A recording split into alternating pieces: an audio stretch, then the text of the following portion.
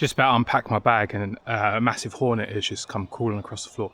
So I'm just quickly Googling to see what happens when you kill it. It says it does the same things as bees. Dead insect acts as a chemical beacon, potentially provoking the swarm to hunt down the threat. Fuck. Instead of swatting it, simply step away or trap the insect to safely escort it. Okay, we're going to escort a hornet.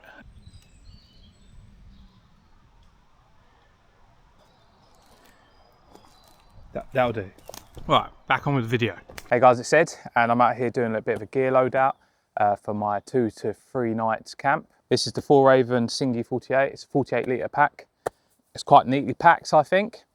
The only things I don't have in here are the food and my toiletries. I have an empty side pouch on the waist belt, and as I said, I've got an extra jumper in there and spare room in here as well to put all the food, like quite a bit of food. So I'll take a jumper out and it frees up so much room. But let's empty it out. So in no particular order, I'll look at the top.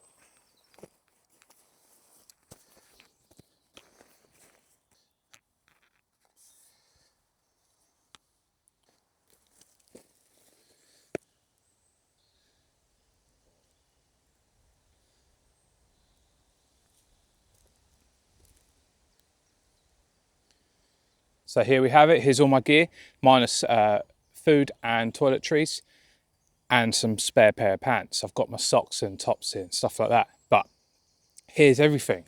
That's the Four Raven Singy 48. The bag is completely empty, other than my dump pouches that I've got on the side. If I get to use them, I'll use them. And I have a small compass on here with a thermometer on it, which is just a bit of gimmicky thing on there. It's a keychain thing, but I like it on there. Now this is the loadout I'm going to be taking to the Bushcraft show, which is coming up this weekend.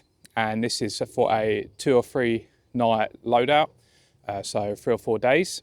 When it comes to the food, I'm not going to be bringing like the most exciteful food because they have vendors there which sell very good food. So I will bring, you know, potatoes and dried meats and onions and oats and stuff like that, like some essentials that I will get by on. But I'm not going to kid you, I'm going to buy pizza and fried chicken, so that's happening. Starting from the top of my bag, in the roof of the lid, I have my coat, which will be a small pack mac. I can put it over my fleeces and stuff when I'm wearing them. And then I also have a compass in there and usually a map. I currently have put a sling in there, like a new one, in case I want to have a little play around at camp. Here's my cheap gardening gloves, which I use around the camp.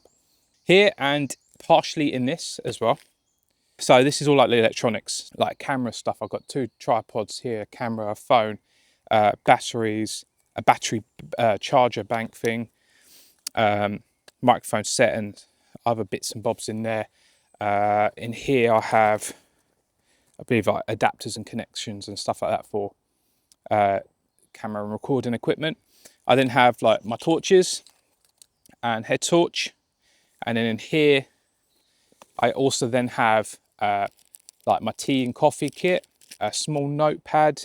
I have sharpening stone, bringing that this time, and my fire kit. It's all in here. I use a spare bag, the green one, as a camp bin.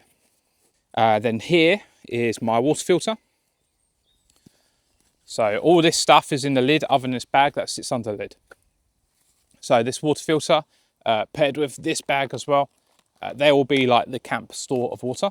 Save me running back and forth, because I also have my canteen and a pot. So I can collect lots of water, but I probably won't spend a lot of time in the day at the camp. But when I'm there, it's nice to have a reservoir of water. Over here, I have my day-to-day fleece and thermals. So I won't be taking this one. That was just to fill a void in the pack to represent like food and stuff. There's still space in there afterwards. But I literally will be taking all this, but I'll be taking all this stuff as well. So this is my thermals and hat. I will take my gas stove cooking set, should I wish to go back to the camp in the day and cook something up. Over here, so this is now internal compartment of the bag. So at the back of the bag, inside there's a slip, like a laptop slip, and that's where I keep specifically these items, because they're flat. This is for the pot hanging system, that's the lid, that's my spork, and that's the grill. They all sit in the back nice and comfortably, and you can't even notice them. At the bottom of my bag, I have this Rubens waterproof dry bag. It's very good. I put my sleeping bag always in the dry bag because that's the last thing you really want to get wet, because that will ruin your night. I also put a spare fleece in there. So I'll have 1 fleece, 2 fleece, and this jumper. I have socks and underwear. I need to put some more socks and pants in there. They all go in this bag. Cinch it all down tight, stuff it at the bottom. Next to them at the bottom, I put this. This is my underquilt for the hammock. But it wasn't hammock camping, I wouldn't have this, and I wouldn't have this. I would basically have 2 of these in size. So I'd have this, which is my tarp. This is my 3x3 tarp. And I'd have my roll mat, which rolls down about that size, a bit smaller than that. So I'd have that. So I'd save quite a bit of room if I wasn't hammock camping, but I am hammock camping. So I've got my underquilt and my under blanket and my DD Frontline hammock here. Slings and everything are inside that. This and this,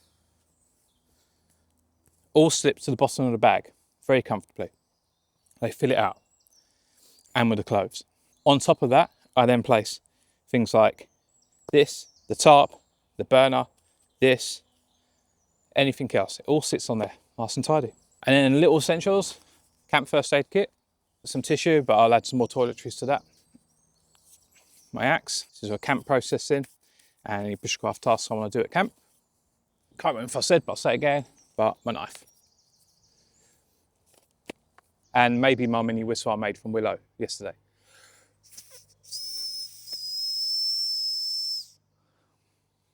Quite high pitched.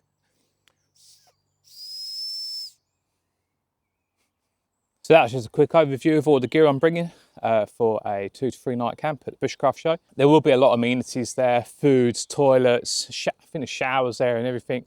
And there's so many retailers, you can buy what you need. So if you forget anything or you haven't quite got the right thing, I actually think the Bushcraft show is quite a good place to for people who are starting out to go to and test things out. Because if you don't like something, it's not working, you can immediately change it by going to a retailer, buying something, and you get that immediate feedback and go, oh, that works for you. Like, it's your money, so you can do that. Why did I do this? So I came out today to do this because it's all very well and good packing a bag at home. And you get it nice and neat and tidy. You know what it's been like. We go on holiday, we pack a nice bag, and then at the end of the holiday, you try and pack things up, and you're like, bloody hell, how did I get it in there? I haven't bought anything. The plan is, what I wanted to do is I've come out, I've hiked out here, I've done a few mile walk to get to here, and then I've unpacked it all. I've even undone the sleeping bags a little bit and all that. And then I'm going to repack it, and if it packs back down nicely, then it's a good packed bag.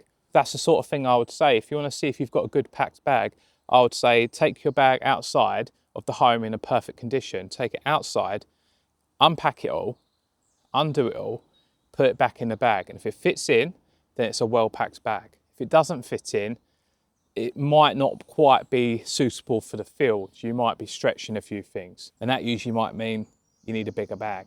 But I've managed to do this with a 48 litre bag, and now I'm going to pack it back in.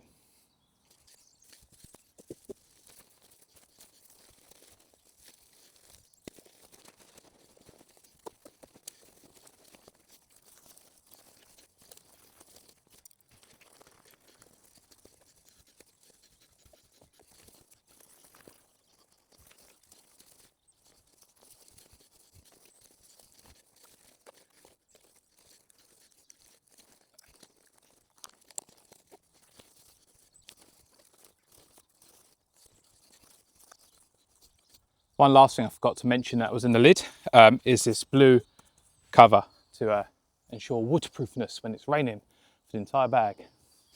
You undo it and put it over all. Right, so other than this, everything is back in there. As you can sort of see, I've got a jumper stuffed in there, so there's a bit of space there. Got an entire gap down here that goes down to here, and the lid is filled up to about there. So I've got quite a lot of headroom, space here, and this side pocket is empty, as well as I've got the ability to attach things on the side, but I don't do that. So this is to represent a bunch of food. So I just lay it in there, clip in, push down. That is actually everything with more room than I initially packed it. So that packs even better outdoors. Got a few spots here that technically I could stuff things in. I technically have more room because you can expand this so the head can raise up a bit. and you can just store things there. I've got lots of like attachment points where I could attach things.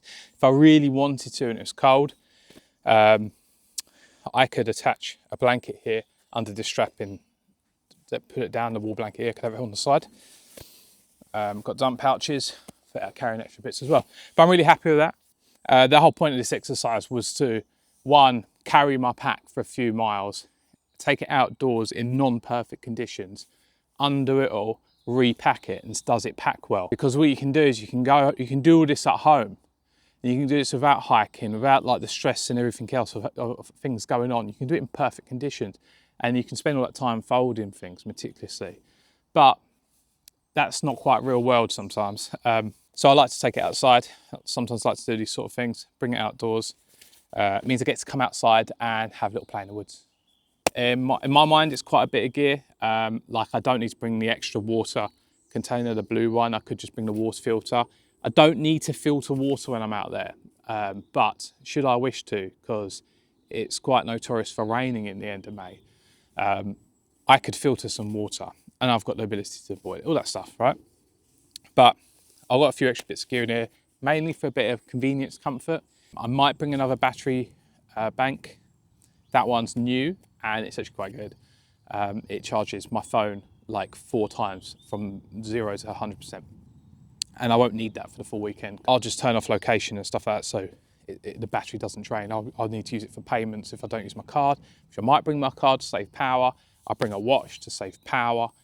And the only power I'm mainly using will be in torches and camera gear, which the batteries for this, that can charge, they're 2000 milliamps, that's 20,000 milliamps. So there's the maths.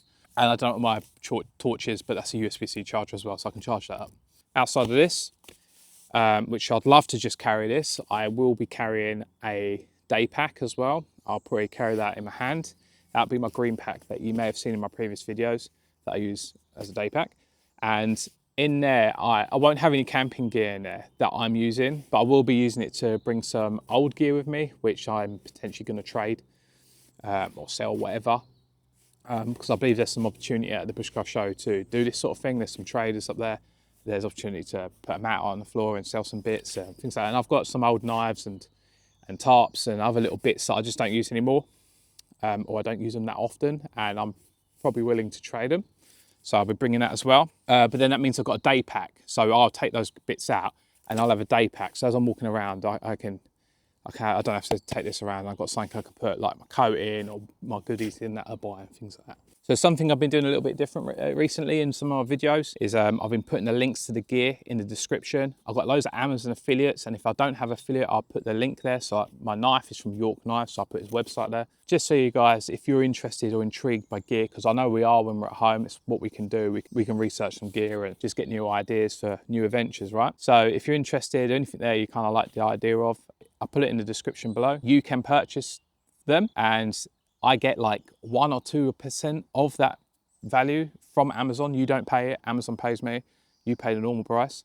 And I'll use that to support the channel. You don't have to buy those items, but if you click that link and then purchase things through Amazon, I think it still works the same.